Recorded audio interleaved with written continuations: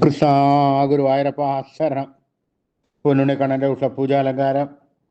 രാവിലെ 4 മണിയോടുകൂടി മലർനിവേദ്യം കഴിഞ്ഞ് ശ്രീകോവിൽ നട തുറന്നു. പൊന്നുണ്ണിക്കണ്ണൻ അതാ ശ്രീലകത്ത് പുഞ്ചിരിച്ച് നിൽക്കുകയാണ്. നെയ്വിളക്കുകളെല്ലാം നിറഞ്ഞു കത്തണുണ്ട്. അതിൻ്റെ ശോഭയിലെ പൊന്നുണ്ണിക്കണ്ണൻ്റെ പുഞ്ചിരി കാണാൻ കൂടുതൽ കൂടുതൽ കൂടുതൽ ഒരു ഭംഗിയുണ്ട്. പൊന്നുണ്ണിക്കണ്ണൻ്റെ തിരുമുഖം ചന്ദനം ചാർത്തിയിട്ടുണ്ട്. നെറ്റിയിൽ ഒരു സ്വർണ്ണഗോപിക്കുറി അണിയിച്ചിട്ടുണ്ട്. ചെവിയിൽ ചെവിപ്പൂക്കൾ വെച്ചിട്ടുണ്ട്. മാറത്തൊരു സ്വർണ്ണത്തിലകവും ഒരു സ്വർണ്ണമാലയും ചാർത്തിയിരിക്കുന്നു. പൊന്നിൻ കിങ്ങിണി കെട്ടി പട്ടുകോണകമെടുത്ത് ഒരു ചുവന്ന പട്ട് ഞൊറിഞ്ഞെടുത്തിട്ടുണ്ട്. കയ്യിൽ ഓടക്കുഴലുണ്ട്, താമരയുണ്ട്. സ്വർണ്ണ കിരീടം ചാർത്തി കിരീടത്തിന്മേൽ 3 തിരുമുടിമാലകളും 2 വലിയ വനമാലകളും ചാർത്തിയിരിക്കുന്നു. അങ്ങനെ സുന്ദരനായി പുഞ്ചിരിച്ച് നിൽക്കുന്ന സച്ചിദാനന്ദ കട്ടയെയാണ് നട തുറന്ന സമയത്ത് ഭക്തന്മാരെല്ലാവരും കാണുന്നത്. ആ സുന്ദര രൂപം കണ്ടതോടുകൂടി ഭക്തർക്കെല്ലാവർക്കും സന്തോഷത്തിൽ പൊന്നുണ്ണിക്കണ്ണൻ്റെ തിരുനാമങ്ങളും ചൊല്ലി കണ്ണൻ്റെ അടുത്തേക്ക് അതാ ഓടി ഓടി ഓടി ഓടി പോണു.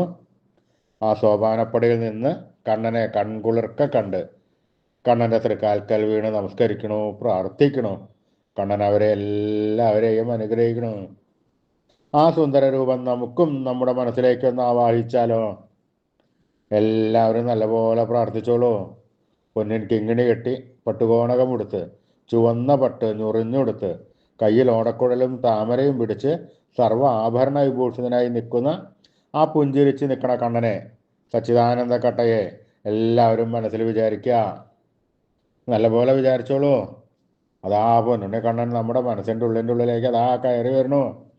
ആ പൊന്നുണ്ണിക്കണ്ണൻ അവിടെ എത്തിക്കഴിഞ്ഞാൽ ആ കണ്ണൻ 2 കൈകളെ കൊണ്ട് കൂട്ടിപ്പിടിച്ച് അവിടെ നിർത്തി അവിടെ പ്രതിഷ്ഠിച്ച് ആ കണ്ണനുമായി കുറച്ച് നേരം സംവദിച്ച് ആ കണ്ണനെ ഒന്ന് കൊഞ്ചിച്ച് ലാളിച്ചൊരു മുത്തം കൊടുത്ത് ആ കണ്ണൻ്റെ തൃക്കാൽക്കൽ വീണ് നമസ്കരിക്കാം, പ്രാർത്ഥിക്കാം. കണ്ണൻ്റെ അനുഗ്രഹം നമുക്കെല്ലാവർക്കും എല്ലാം ഇപ്പോഴും ഉണ്ടാവും. എല്ലാവരും കണ്ണൻ്റെ തിരുനാമങ്ങൾ ഉറക്കെ ഉറക്കെ ജപിച്ചോളൂ. നാരായണ നാരായണ നാരായണ നാരായണ നാരായണ നാരായണ.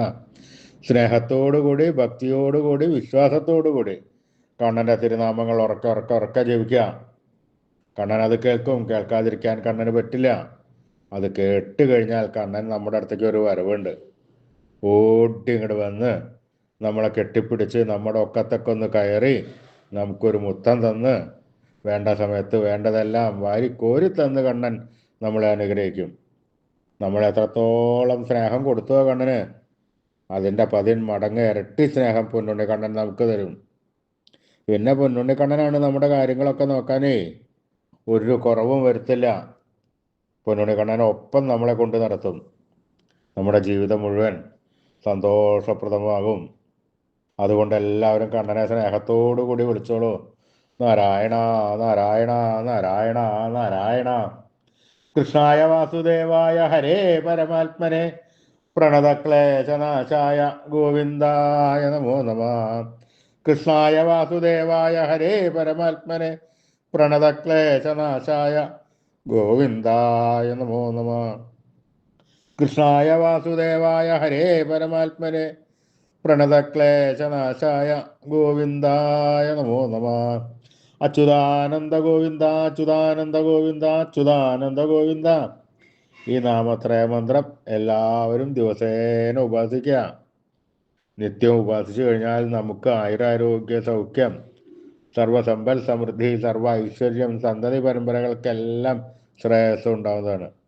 ഋഷീശ്വരന്മാർ തലമുറകൾ കൈമാറി തന്ന ഈ അമൂല്യനിധി നമ്മൾ വിട്ടുകളയാൻ പാടില്ല.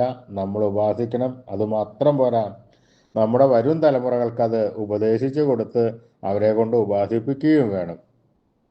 ഈ കലികാലത്ത് ജപിക്കാൻ പറ്റിയ ഉത്തമമായ മന്ത്രമാണ്. അതുകൊണ്ട് ആരും ഉപേക്ഷ വിചാരിക്കേണ്ട. ഇന്ന് തന്നെ ഇപ്പം തന്നെ തുടങ്ങിക്കോളൂ നാമത്രയ മന്ത്രം ചൊല്ലാൻ. അച്യുതാനന്ദ ഗോവിന്ദ അച്യുതാനന്ദ ഗോവിന്ദ അച്യുതാനന്ദ ഗോവിന്ദ അച്യുതാനന്ദ ഗോവിന്ദ.